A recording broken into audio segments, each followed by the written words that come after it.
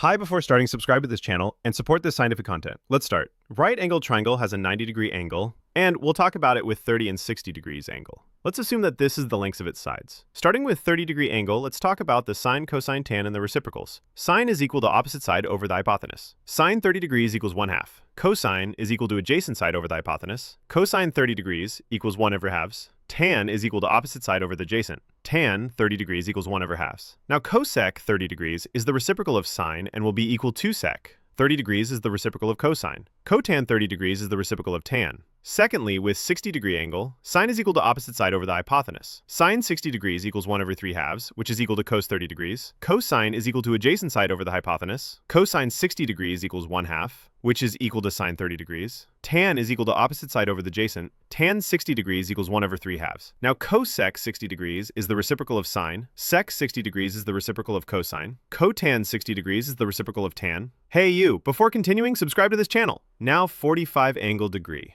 Make an isosceles triangle with a right angle. Then draw a bisector line to make two triangles, and start getting the sine, cosine, and tan. Sine 45 degrees equals cosine 45 degrees equals 1/2. Tan 45 degrees equals 1. Sec 45 degrees equals cosec 45 degrees equals 1/2. Cotan 45 degrees equals 1. Subscribe, like, and share. See you next video. Bye.